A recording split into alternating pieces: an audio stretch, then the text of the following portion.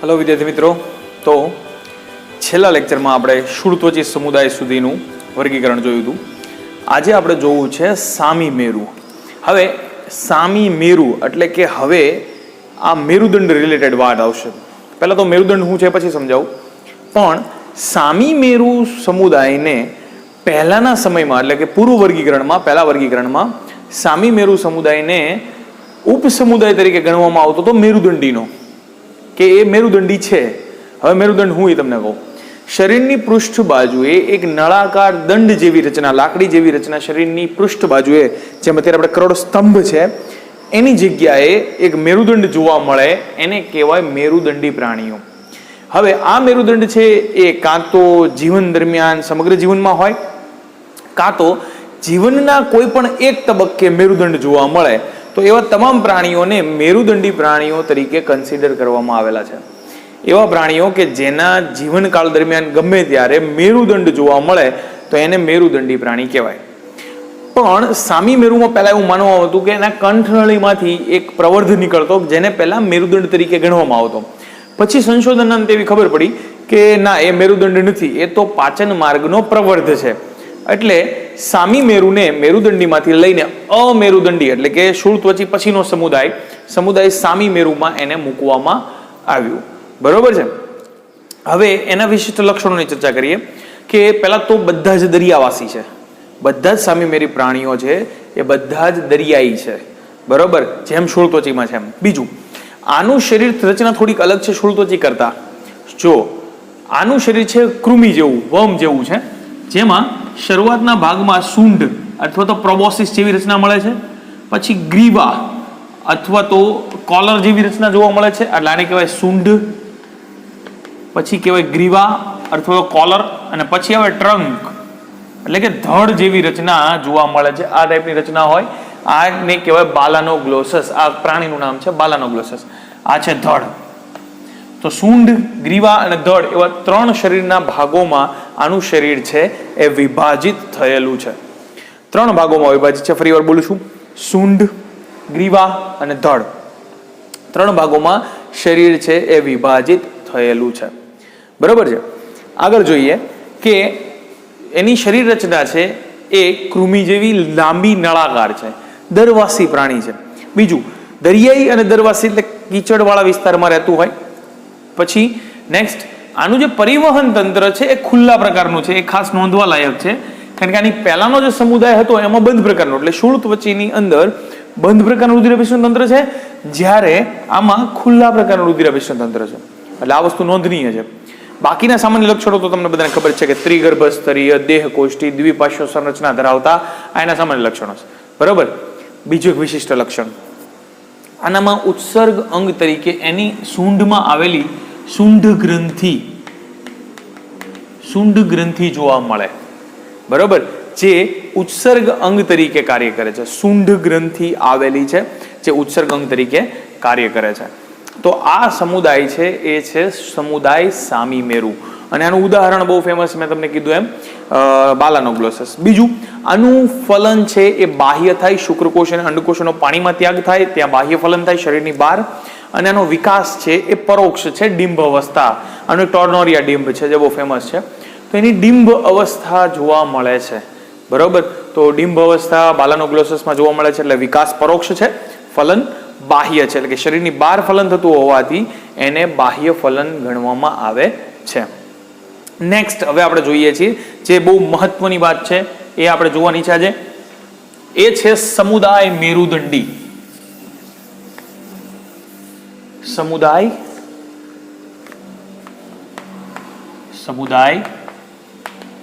મેરુદંડી, okay, સમુદાય મેરુદંડી।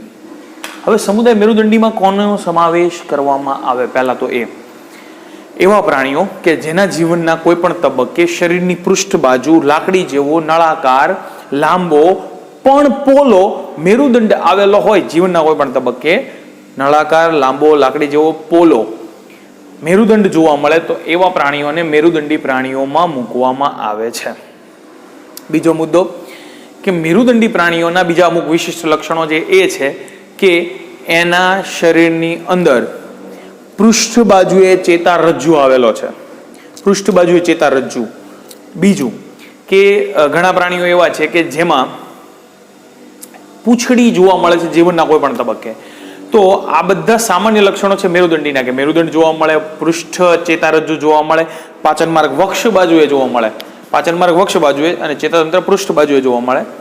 અને મેં હમણાં તમને કીધું એમ કે એના જીવનના કોઈ પણ તબક્કે પૂંછડી પણ જોવા મળે. તો આવા પ્રાણીઓને મેરુદંડી પ્રાણીઓમાં સમુદાય મેરુદંડીમાં સમાવિષ્ટ કરેલા છે. આ સમુદાય મેરુદંડીના 3 વિભાગો પડે છે. જોઈએ આપણે. સૌથી પહેલું છે પુચ્છ મેરુ, પછી છે શીર્ષ મેરુ અને ત્રીજું છે પૃષ્ઠવંશી. આ 3 ઉપસમુદાયો છે. ઉપસમુદાય 3 ઉપસમુદાય: પુચ્છ મેરુ, શીર્ષ મેરુ અને પૃષ્ઠવંશી. નામ આધારે તમને ખબર પડી જાય કે આનું નામ કેમ પડ્યું હશે. જેના જીવન દરમિયાન મેરુદંડ છે એ પૂંછડીમાં જોવા મળે તો એને પુચ્છ મેરુ કહેવાય. પણ હવે આ પ્રાણીઓ વિશિષ્ટ એટલે છે કે આનામાં ફલન બાહ્ય છે ને વિકાસ પરોક્ષ છે. પરોક્ષ વિકાસ દરમિયાન ડિંભ અવસ્થા જોવા મળે પુચ્છ મેરુમાં. અને પુચ્છ મેરુની ડિંભ અવસ્થામાં જ પૂંછડીની ભાગે મેરુદંડ જોવા મળે છે. જ્યારે એ ડિંભ અવસ્થામાંથી પુખ્ત થશે તો મેરુદંડ અદૃશ્ય થઈ જશે. આની ખાસિયત છે, ખાસ સાંભળજો. પુચ્છ મેરુની અંદર, પુચ્છ મેરુને પૂંછડીમાં ડિંભ અવસ્થાની અંદર, માત્ર ને માત્ર ડિંભ અવસ્થામાં પૂંછડીની અંદર મેરુદંડ જોવા મળે છે. જે પ્રાણી પુખ્ત થશે તો એ અદૃશ્ય થઈ જશે. આ એની ખાસિયત છે. ફરીવાર બોલું છું. પુચ્છ મેરુમાં ડિંભ અવસ્થાની અંદર પૂંછડીમાં મેરુદંડ જોવા મળે છે, પુખ્તમાં એ ગેરહાજર છે. આવા પ્રાણીઓને પુચ્છ મેરુ કહેવાય. એના ઉદાહરણ છે, એક છે એસિડિયા, હર્ડેમાનિયા, ઓઇકોપ્લ્યુરા, સાલ્પા, ડોલિયોલમ. આ બધાના ઉદાહરણો છે. બરોબર? એસિડિયા, ડોલિયોલમ, સાલ્પા, હર્ડેમાનિયા, આ બધા ઉદાહરણો પુચ્છ મેરુમાં જોવા મળે છે. પુચ્છ મેરુ ઘણા વિશિષ્ટ પ્રાણીઓ છે, પણ બહુ વિગતે આપણે અંદર ઊંડા ઉતરતા નથી. પછી છે શીર્ષ મેરુ. નામ ઉપરથી ખબર પડે શીર્ષ, પણ હવે આમાં નામ તમને કન્ફ્યુઝન કરે. ખાલી શીર્ષના ભાગે છે એવું નથી. શરીરમાં શીર્ષથી શરૂ કરીને પૂંછડી સુધી લાંબો મેરુદંડ આજીવન જોવા મળે. આમાં ખાલી ડિંભ અવસ્થામાં જ જોવા મળે, પછી પુખ્તમાં ન હોય.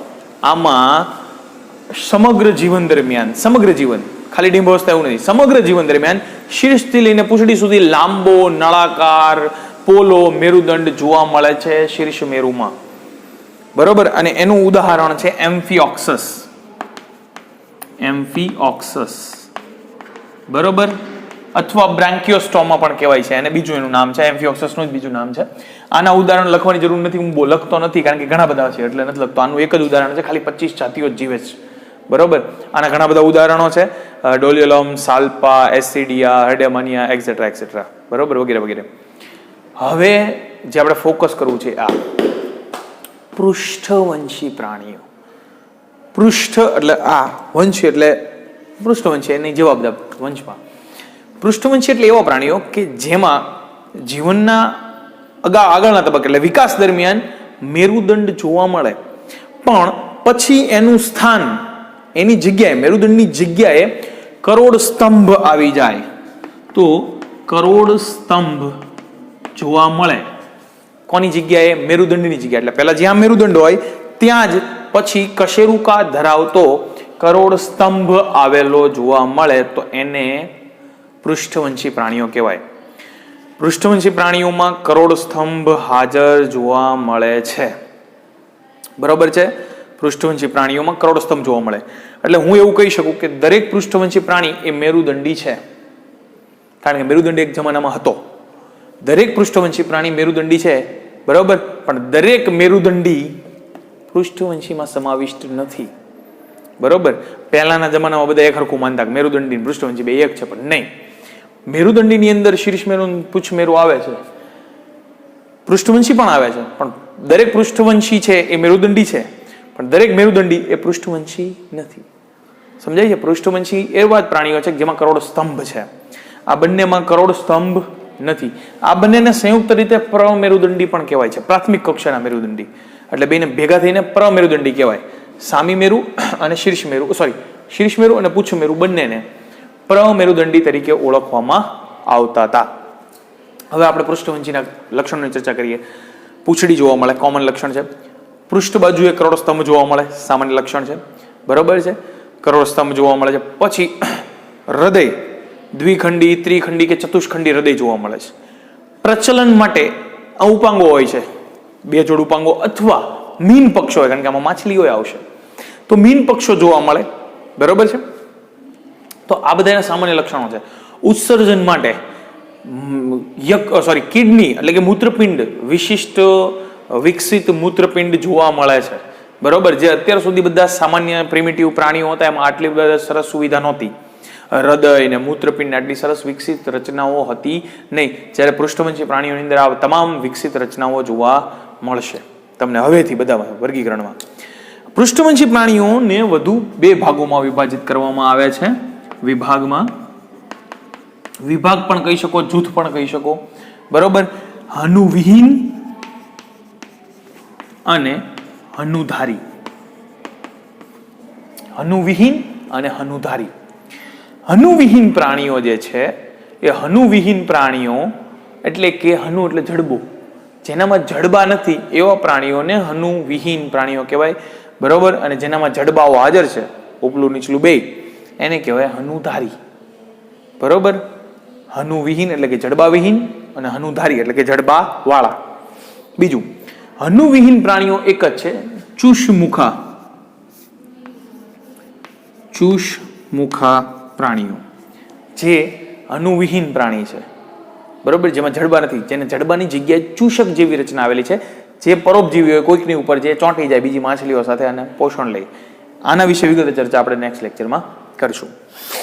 હનુધારીને વળી પાછા 2 વિભાગોમાં વહેંચવામાં આવે છે. હવે એને પ્રવર્ગ કહીશું. પ્રવર્ગ, હનુધારીને 2 પ્રવર્ગોમાં વહેંચવામાં આવે છે. પહેલો પ્રવર્ગ છે મત્સ્ય અને બીજો પ્રવર્ગ છે ચતુષ્પાદા. એટલે કે જડબાવાળા પ્રાણીઓને 2 ભાગમાં વિભાજિત કર્યા. એક મત્સ્ય, મત્સ્ય એટલે માછલીઓ તમામ, અને પછી છે ચતુષ્પાદા. ચતુષ્પાદા એટલે કે જેની અંદર 2 જોડ ઉપાંગો એટલે કે 4 ઉપાંગો આવેલા હોય પ્રચલન માટે, એ બધાને ચતુષ્પાદા કીધા. અને જે મત્સ્ય છે, મીઠા પાણીમાં કે ખારા પાણીમાં જીવે છે, જેની પાસે મીન પક્ષો આવેલા છે, એ બધાને મત્સ્યમાં વિભાજિત કર્યા. મત્સ્ય એટલે બધાને ખબર છે માછલીઓ. વળી પછી માછલીઓને 2 ભાગમાં વિભાજિત કરી, એના અંતઃકંકાલના આધારે, શરીરની અંદરનું હાડકા છે એના આધારે. એક કે જો અંતઃકંકાલ કાસ્થીનું બનેલું હોય તેને કહેવાય કાસ્થી મત્સ્ય, એક અંતઃકંકાલ અસ્થિનું બનેલું હોય તેને કહેવાય અસ્થિ મત્સ્ય. બરોબર, પછી ચતુષ્પાદાને 4 વર્ગોમાં વિભાજિત કર્યા. ઉભયજીવી કે જે મીઠા પાણી અને જમીન ઉપર બંને જગ્યાએ રહે છે, ખારા પાણીમાં ઉભયજીવી ન હોય, એટલે જલીય અને સ્થલીય હોય એટલે ઉભયજીવી. ઉભય એટલે 2, જીવી એટલે જીવનારા, 2 જગ્યાએ જીવનારા. સરીસૃપ, સરકીને ચાલતા પ્રાણીઓ. પછી વિહગ, હવામાં ઉડતા પક્ષીઓ. અને છેલ્લે સસ્તન, સ્તન ગ્રંથિ ધરાવતા, બહિર્કર્ણ ધરાવતા, કર્ણ પલ્લવ ધરાવતા પ્રાણીઓ સસ્તન. બરોબર છે, તો આના વિગતે પાછા વર્ગ આપણે નેક્સ્ટ લેક્ચરમાં જોવાના છે. આજે એટલું રાખીએ છીએ, અહીંયા સુધી શીર્ષ મેરુ અને આનું વર્ગીકરણ. ચુષમુખા વિશે વિગતે અભ્યાસ આપણે કરશું, કારણ કે ચુષમુખા વિશિષ્ટ છે. બરોબર, તો એના લક્ષણોની ચર્ચા આપણે નેક્સ્ટ લેક્ચરમાં કરશું. આજ અહીંયા સુધી રાખું છું. Okay, by.